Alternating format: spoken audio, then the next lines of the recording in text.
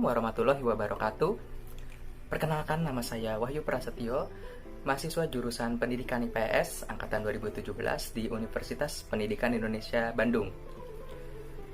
Video ini saya buat untuk memenuhi tugas mata kuliah simulasi pembelajaran. Nah, di video ini saya akan mencoba menjelaskan tentang metode pembelajaran CRC. Kemudian juga saya akan menjelaskan materi apa yang saya gunakan, kemudian media dan sumber belajar, lalu langkah-langkah pembelajaran, dan yang terakhir sistem penilaian yang saya gunakan. Sebelum saya menjelaskan lebih lanjut, penting bagi kita mengetahui apa yang dimaksud dengan metode CRC. Metode Cooperative Integrated Reading and Composition atau yang disingkat dengan CRC merupakan salah satu metode pembelajaran kooperatif yang berfokus untuk menekankan perkembangan kemampuan literasi peserta didik, khususnya dalam membaca dan menulis. Dalam pelaksanaannya, metode ini dapat membantu siswa dalam memahami sebuah bacaan dengan cara berkelompok. Setiap anggota kelompok akan saling bertukar pikiran, sehingga setiap siswa dapat terlibat aktif dalam kegiatan pembelajaran. Selanjutnya, terdapat beberapa kelebihan dari metode CRC yang juga sekaligus merupakan tujuan dari pembelajaran ini. Pertama, yaitu meningkatkan keterampilan literasi siswa, khususnya untuk menganalisis suatu bacaan. Kedua, membantu siswa yang pasif, karena si siswa akan bekerja sama dalam sebuah kelompok. Ketiga, para siswa dapat memahami makna sosial dan dapat saling bertukar pikiran. Keempat, meningkatkan hasil belajar, khususnya dalam menyelesaikan soal yang berbentuk pemecahan masalah. Kelima, kegiatan belajar lebih bermakna bagi siswa, sehingga hasil belajar dapat lebih bertahan lama dalam ingatan siswa.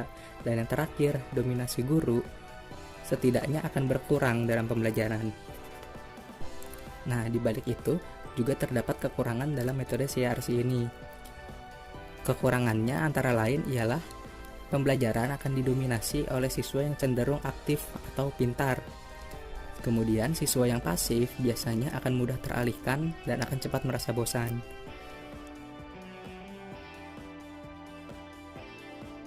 Untuk materi pembelajaran, saya mengambil materi pembelajaran SMP kelas 8 pada semester kedua yang terdapat pada KD 3.3 dan 4.3 dengan tema yaitu keunggulan dan keterbatasan antar ruang di Indonesia, dan subtemanya yaitu perdagangan antar daerah dan antar pulau serta perdagangan internasional.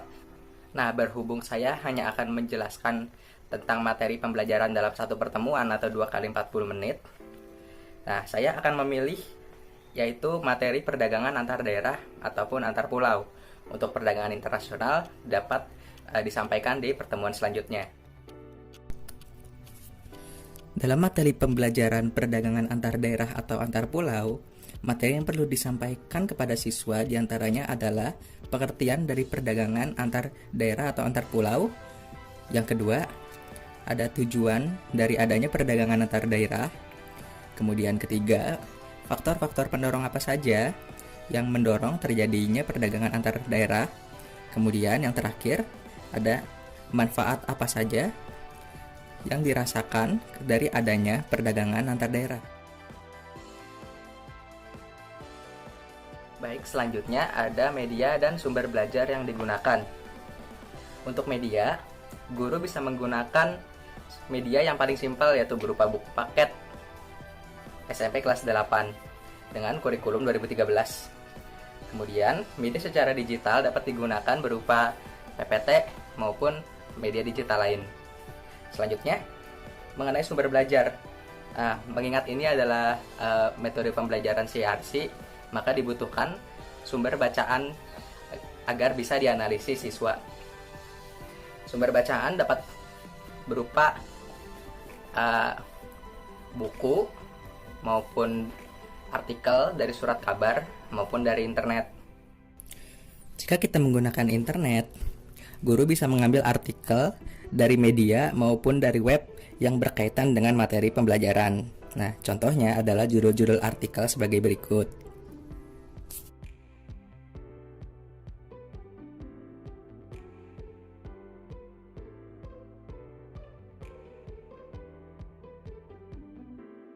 Selanjutnya kita masuk ke langkah pembelajaran. Sebagaimana kita tahu, dalam pembelajaran memiliki 3 kegiatan inti. Yang pertama pembukaan, kemudian kegiatan inti atau kegiatan pembelajaran itu sendiri, dan yang terakhir penutup.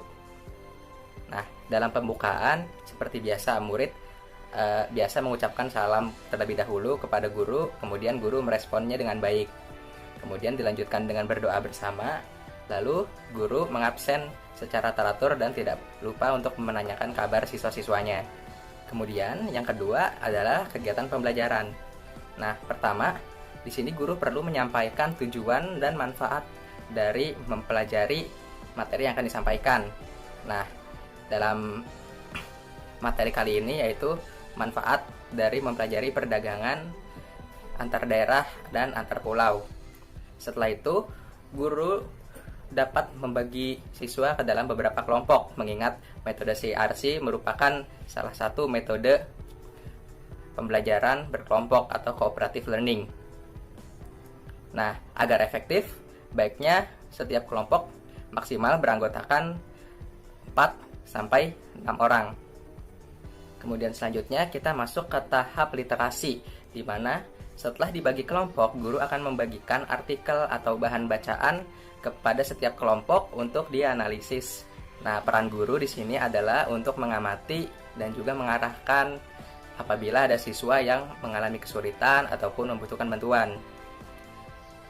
Kemudian setelah semua kelompok selesai mendiskusikan wacana yang diberikan oleh sang guru, guru bisa memilih secara random siapa murid yang akan membacakan hasil diskusinya atau meminta si siswa untuk menunjuk salah satu perwakilan anggota kelompoknya untuk mempresentasikan hasil diskusi.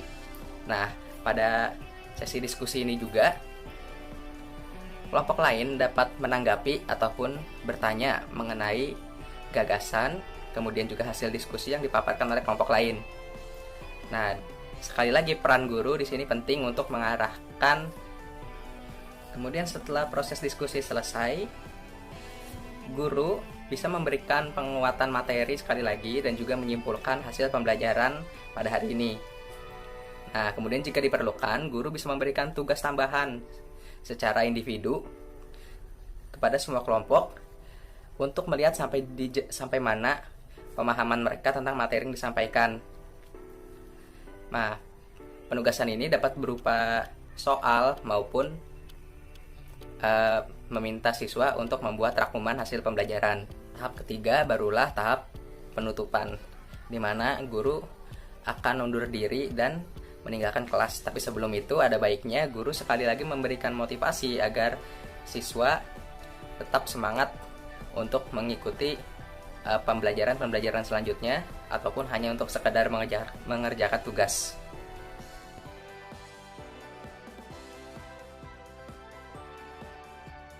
Kemudian yang terakhir adalah sistem penilaian.